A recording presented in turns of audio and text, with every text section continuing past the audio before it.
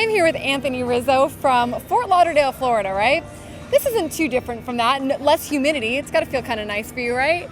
Yeah, it's awesome. It's a lot better than Tucson, too. Tucson, and a lot is a lot better than Tucson, I agree. It's pretty hot there. All right, you were drafted by the Red Sox. You got traded to the Padres in the Adrian Gonzalez deal. You're playing in the big leagues now. Have you had a moment to reflect and go, all right, pretty good thing I've done here? Yeah, I try not to, but I definitely have, and it's an awesome feeling. It's a dream come true, and just kind of continue to move forward. You got your first major league home run in your third game as a Padre. Describe that feeling. Surreal. I mean, doing it in the major leagues, the highest level there is in baseball, it's a great feeling. You're a ferocious hitter. I read that you took out part of the Jumbotron when you were playing in the minors. Is that right? When you were playing for Portland? Yeah. You knocked out part of a panel of the Jumbotron. Any other damage you've done as a hitter that we could know about? I think I broke a windshield a couple years ago, too, but that's it. I don't know. The one in Portland was pretty funny. It was my first day there, so that was memorable. Yeah. Did anybody give you any grief for that afterwards, or? Yeah, they wanted to give me a bill for it.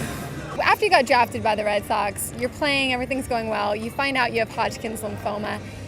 I mean, at that point, you know you can't play baseball for the rest of the season. How did you deal with that?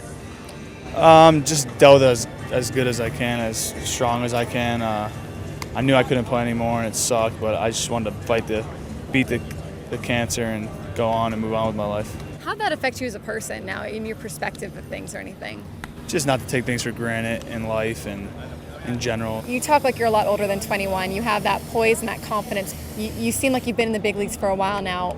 Have you always been that way, or is that something you learned along the way? It's definitely something I learned along the way through the minor leagues, through development and messing up and making mistakes and doing dumb things. And I mean, I'm still going to do the dumb things and make mistakes, but just learn from it and move forward.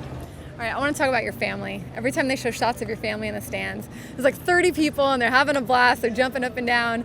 What has your family meant to you over the years? What kind of household did you grow up in here? Probably the best household in America. My mom and dad were awesome with me, my brother and I, and I mean, just all the family and friends that were here been supporting me so much throughout when I was in Little League all the way up here and through when I was sick, and I mean, it means more to them than it does to me, and I'm so happy for them. I want to talk real quick. When you were in high school, a scout came to watch you when you were a junior, and he said that you were kind of chubby and that he wasn't that as impressed with you as he thought he might be, I guess. Then the following year he comes back, or the following spring, you've trimmed down. He said you showed a lot of discipline, a lot of patience at the plate. What changed for you in those years? Well, we had a really good team my junior year and my sophomore year in high school. I think 9 of us got drafted in professional baseball from my sophomore year. So just seeing those guys work and seeing where they got drafted, a couple guys got drafted real high, and I mean, I wanted to do that, so I just started working a little harder and really dedicating myself to baseball more. Baseball! Last meal on earth? Have to go in and out, triple animal style right now.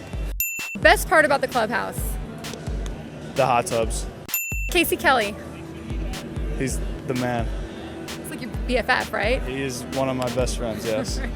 If you weren't a Major League Baseball player, you would be either a golfer or a football player. Your idea of a perfect off day?